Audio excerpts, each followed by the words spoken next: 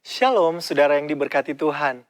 Hari ini kita akan kembali lagi menerima kebenaran firman Tuhan. Dan mari kita sama-sama buka Alkitab kita masing-masing di dalam Keluaran 31 ayat yang ketiga. Sekali lagi di dalam Keluaran 31 ayat yang ketiga. Di sana firman Tuhan berkata, "Dan telah kupenuhi dia dengan roh Allah, dengan keahlian dan pengertian dan pengetahuan dalam segala macam pekerjaan." Sekali lagi saya bacakan. Dan telah kupenuhi dia dengan roh Allah, dengan keahlian dan pengertian dan pengetahuan dalam segala macam pekerjaan. Saudara yang diberkati Tuhan, hari ini saya akan memberikan judul kebenaran firman Tuhan, yaitu dipenuhi roh Allah untuk melayani. Sekali lagi, dipenuhi roh Allah untuk melayani. Saudara yang diberkati Tuhan, kalau kita melihat di dalam Keluaran 31 ayat yang pertama sampai yang ke-11 ini, di sana ada 11 ayat. Di sana lembaga Alkitab memberikan judul Bezaleel dan Aholiab ditunjuk. Ditunjuk untuk apa, saudara? Jadi Tuhan mempercayakan Bezaleel ini untuk membangun satu rancangan yang langsung diberikan oleh Tuhan. Kemudian Tuhan juga menunjuk Aholiab bin Ahisamak ini untuk mendampingi Bezaleel untuk membangun sebuah bangunan yang dirancang oleh Allah sendiri, saudara. Nah, saudara yang diberkati Tuhan, Bezaleel ini adalah arsitek sekaligus seniman utama yang ditunjuk langsung oleh Allah untuk memimpin pembangunan kemah suci atau yang kita kenal saat ini yaitu tabernakel. Saudara yang diberkati Tuhan, bukan hanya bangunan tabernakel ini yang dibuat oleh Bezaleel, juga Aholiab yang ada, namun juga seluruh perabotan-perabotan yang ada di dalam kemah tabernakel ini. Saudara yang diberkati Tuhan, nama Bezaleel ini di dalam bahasa Ibrani adalah Betzalel. Sekali lagi di dalam bahasa Ibrani, Bezaleel ini adalah Betzalel, yang memiliki arti yaitu di bawah naungan atau di bawah perlindungan Allah. Sungguh indah betul nama ini, saudara yang diberkati Tuhan. Nah, saudara yang diberkati Tuhan, Bezaleel ini juga adalah orang yang pertama yang dipenuhi oleh roh Allah. Sekali lagi, Bezaleel adalah orang pertama yang dipenuhi oleh roh Allah yang ditulis secara eksplisit di dalam Alkitab. Nah, saudara yang diberkati Tuhan, kalau kita berbicara tentang roh Allah atau roh kudus, saudara, kita juga wajib memiliki roh kudus ini dalam kehidupan kita sebagai orang-orang yang percaya. Nah, kita semua di sini adalah orang-orang yang percaya yang wajib dipenuhi roh Allah. Kenapa, saudara yang diberkati Tuhan? Karena kita butuh roh kudus ini atau roh Allah ini untuk memenuhi setiap kehidupan kita, untuk menuntun kehidupan kita, agar kita dapat mengerjakan segala sesuatu dengan baik, saudara. Nah, Bapak Ibu yang diberkati Tuhan, hal yang pertama yang akan kita bahas di sini adalah Roh Kudus memberikan kemampuan. Sekali lagi, Roh Kudus memberikan kemampuan. Nah, Allah memenuhi Bezaleel dengan rohnya agar ia mampu mengerjakan segala tugas dan tanggung jawab yang Tuhan percayakan untuk Bezaleel kerjakan. Kalau kita melihat di dalam Kisah Para Rasul pertama ayat yang ke-8, sekali lagi, Kisah Para Rasul pertama ayat yang ke-8, di sana firman Tuhan berkata, "Tetapi kamu akan menerima kuasa kalau Roh Kudus turun ke atas kamu." Sekali lagi, tetapi kamu akan menerima kuasa kalau Roh Kudus turun ke atas kamu. Dan kamu akan menjadi saksiku di Yerusalem dan di seluruh Yudea dan Samaria dan sampai ke ujung bumi. Saudara yang diberkati Tuhan, kata kuasa ini memiliki dua arti, yaitu yang pertama di dalam bahasa Yunani, saudara, exousia, juga dunamis. Jadi kata kuasa di dalam Kisah 1 ayat yang ke-8 ini memiliki dua arti di dalam bahasa Yunani, yaitu exousia dan dunamis. Exousia di sini artinya adalah hak atau kekuasaan.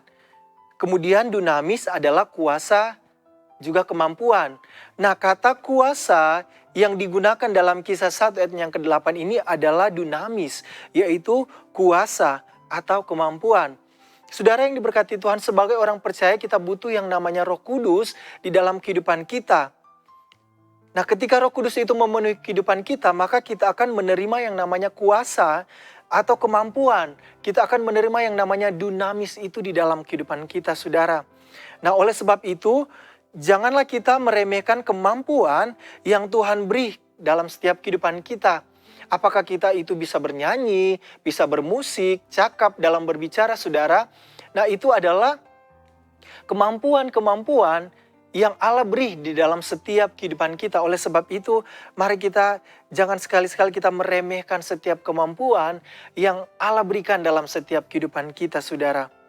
Nah, mari kita mau serahkan setiap talenta, setiap kemampuan kita kepada Tuhan, agar setiap yang kita miliki ini dapat benar-benar menjadi berkat bagi banyak orang. Haleluya.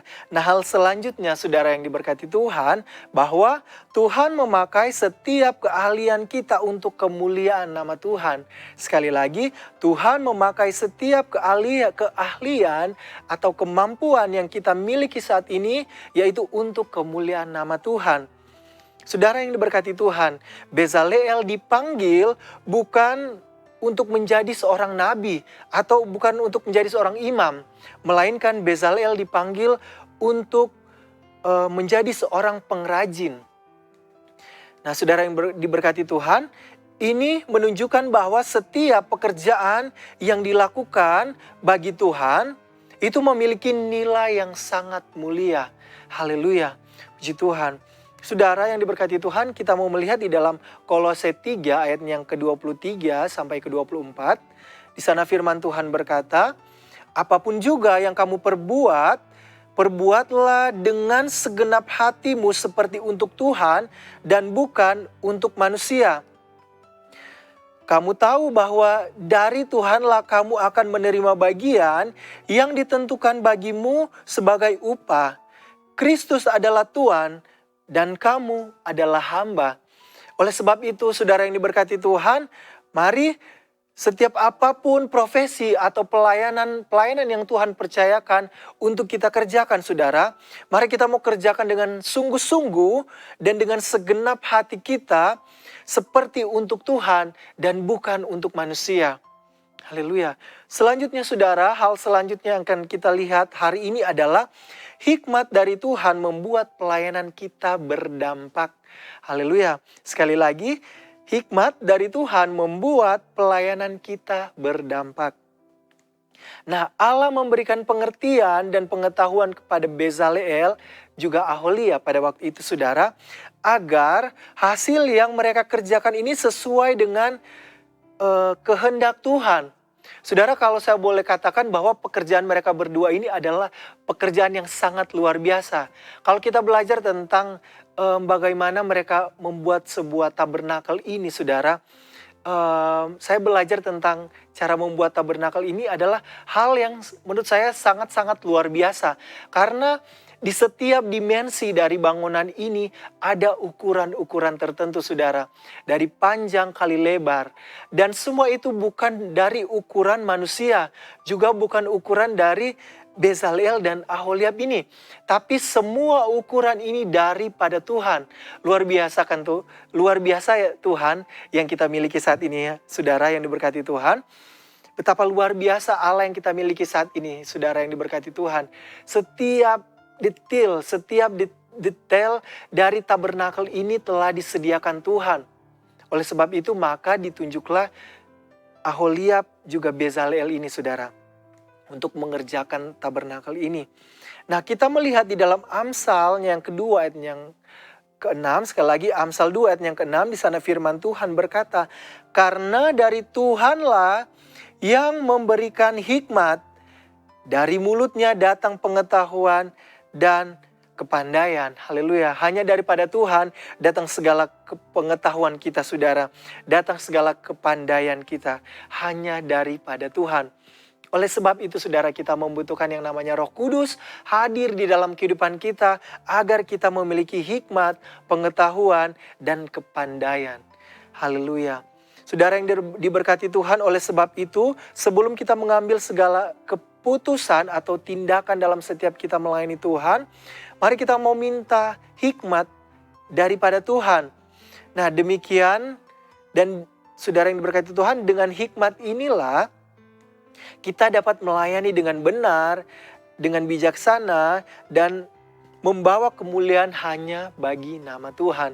Puji Tuhan, Bapak Ibu yang diberkati Tuhan, lewat kebenaran firman Tuhan yang kita dengar hari ini di dalam Keluaran 31 ayat yang ketiga, kita diingatkan lagi bahwa Tuhan bukan hanya memanggil seseorang untuk melayani Tuhan, tetapi juga memperlengkapi setiap mereka untuk melayani Tuhan dengan Roh Kudus, dengan keahlian, dengan pengertian, dan juga dengan hikmat, saudara. Nah, karena itu saudara yang diberkati Tuhan, marilah kita untuk memakai setiap karunia yang Tuhan berikan dengan setia, sehingga hidup kita menjadi alat untuk kemuliaan nama Tuhan. Puji Tuhan, Bapak Ibu yang diberkati Tuhan, demikianlah kebenaran firman Tuhan yang boleh dapat saya sampaikan pada hari ini. Tuhan Yesus memberkati kita semua. Immanuel, Allah beserta kita. Haleluya.